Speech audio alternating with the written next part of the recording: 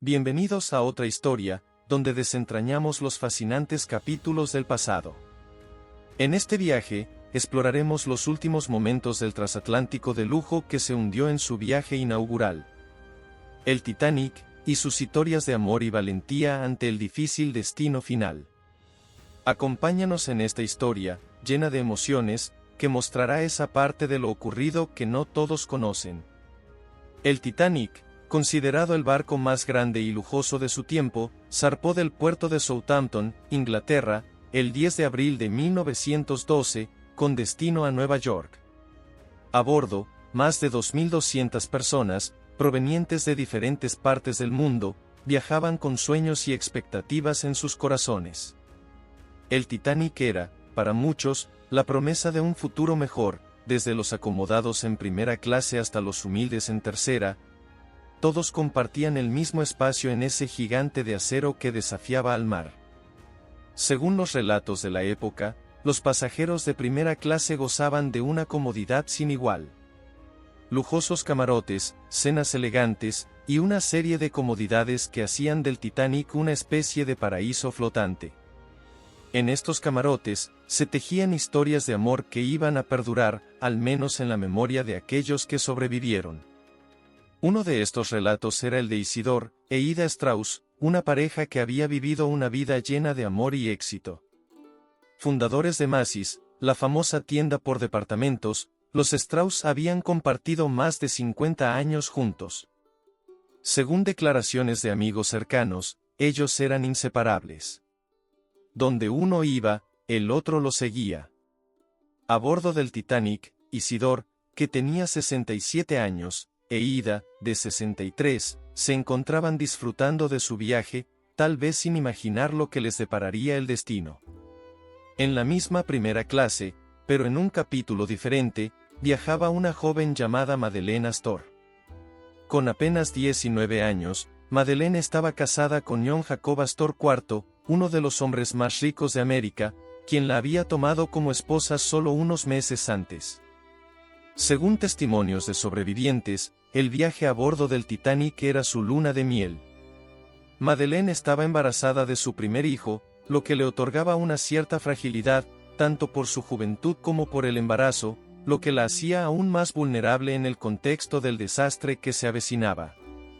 John Jacob Astor IV, a sus 47 años, intentaba ofrecerle lo mejor de la vida, pero ni él ni su esposa sabían que el destino los había atrapado en un viaje del que ninguno regresaría completo. De este modo, entre los camarotes dorados y los pasillos cubiertos de lujo, el Titanic se convirtió en un crisol de historias, emociones y futuros por construir. En las cenas formales, en las conversaciones distendidas en la cubierta, nacían amistades, pero también historias de amor y unión que se verían abruptamente interrumpidas. Según los relatos de pasajeros, se podía sentir el ambiente festivo y el aire de promesa mientras el Titanic surcaba las aguas del Atlántico. Las risas llenaban los salones, los champanes se alzaban en brindis y el futuro parecía brillante para todos los que iban a bordo. Nadie podía prever la tragedia que se estaba gestando.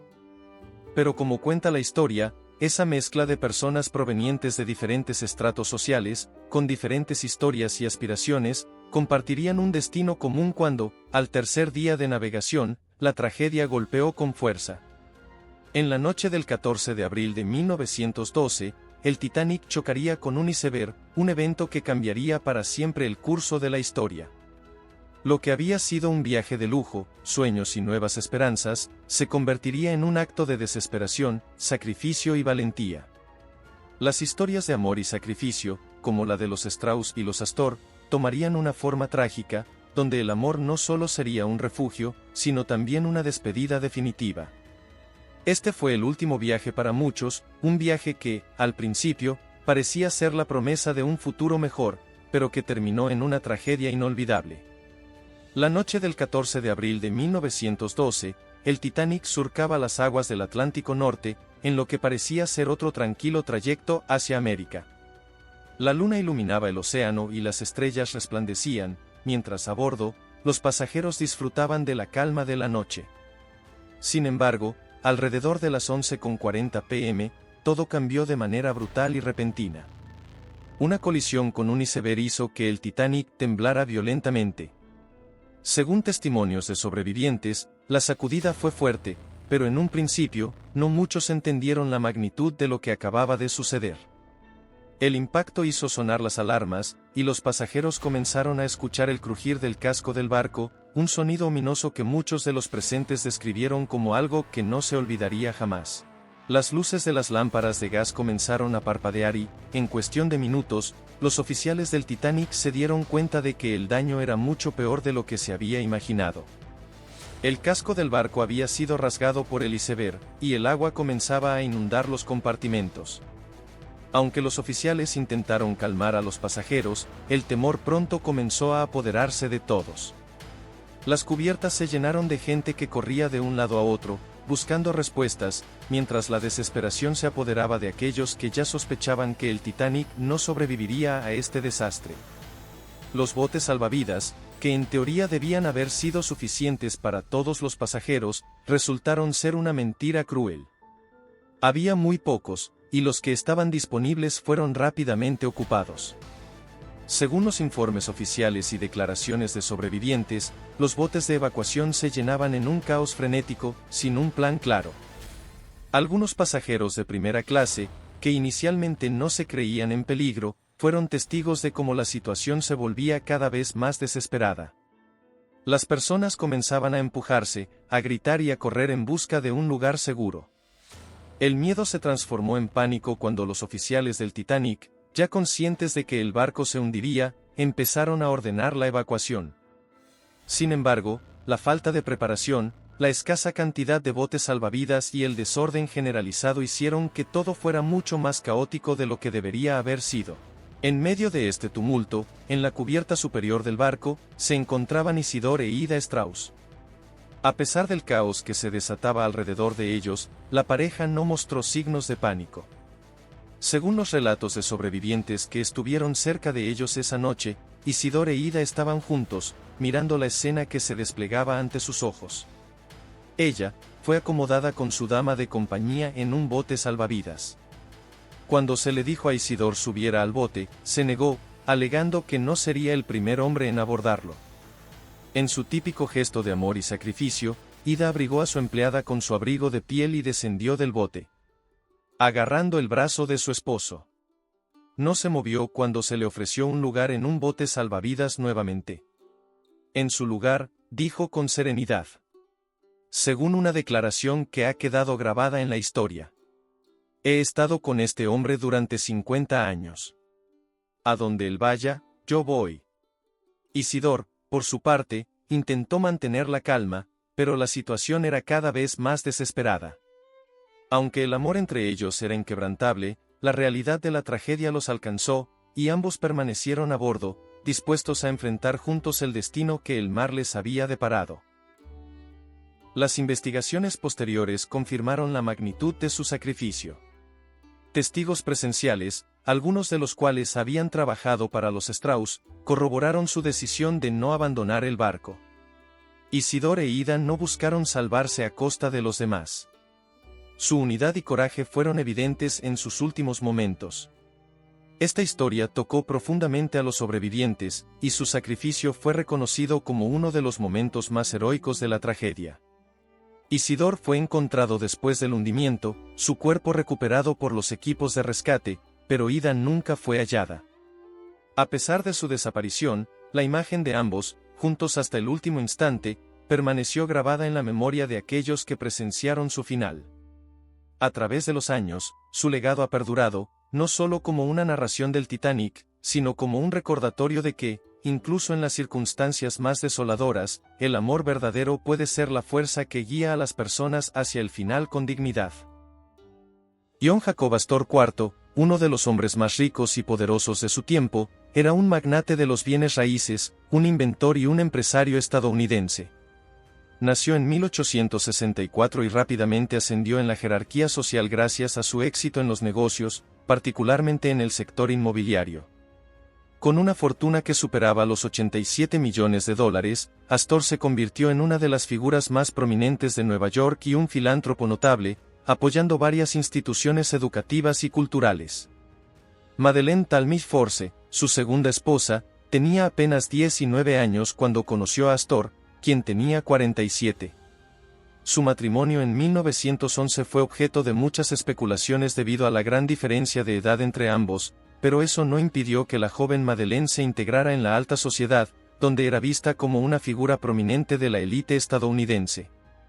En 1912, la pareja decidió embarcarse en el viaje inaugural del Titanic, un lujo incomparable en el mundo de los transatlánticos, como parte de su luna de miel. Juntos, abordaron el lujoso barco, con destino a Nueva York. Si te está gustando esta historia, no olvides darle un me gusta, suscribirte al canal, darle a la campanita para que YouTube te avise de las nuevas historias, compartir este video y dejarnos tu comentario. Es gratis y nos ayuda mucho a crecer en esta plataforma. Emilio Portaluppi, un escultor italiano, también se encontraba a bordo del Titanic. Nacido en 1881, Portaluppi había construido su carrera como artista, participando en importantes exposiciones en Europa y América. Su obra era reconocida en los círculos artísticos de Nueva York, y fue precisamente a través de su relación profesional con los Astor que llegó a ser invitado a embarcarse en el Titanic. Emilio había trabajado anteriormente para John Jacob Astor IV, quien quedó impresionado por su talento artístico, lo que llevó a una relación de confianza entre ellos. Por ello, los Astor le extendieron una invitación para acompañarlos en su viaje, pagando su pasaje en segunda clase y ofreciéndole cenas en primera clase a lo largo del trayecto. Cuando el Titanic comenzó a hundirse tras chocar con un iceberg, Emilio Portaluppi, como muchos otros, vivió el caos y la desesperación a bordo. En medio de la confusión, logró llegar a la cubierta, y afortunadamente, pudo embarcarse en uno de los botes salvavidas. Madeleine Astor, embarazada de 5 meses, también logró escapar del desastre y pudo abordar un bote salvavidas. Mientras tanto, su esposo, John Jacob Astor IV, no fue autorizado a embarcar, ya que, como muchos otros hombres, se le negó el acceso a los botes debido a las normas de evacuación. Aunque las circunstancias de su escape eran diferentes, tanto Madeleine como Emilio sobrevivieron al desastre, pero no pudieron evitar ser marcados por la tragedia. Madeleine, tras perder a su esposo, enfrentó el futuro con la incertidumbre de criar a su hijo sin su compañero. Emilio, por su parte, regresó a Europa después del naufragio, donde continuó su carrera artística. Pero la experiencia del Titanic siempre lo acompañó.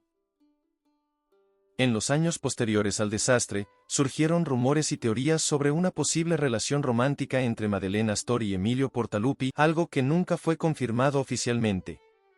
Algunas versiones de sobrevivientes sugirieron que la cercanía de Emilio con Madeleine durante el hundimiento había sido más que una simple amistad. Esta especulación se intensificó con el paso del tiempo, especialmente después de la publicación de varios relatos y memorias de los supervivientes que mencionaban la interacción entre los dos, y la declaración de Emilio antes de morir, de haber estado enamorado de Madeleine siempre.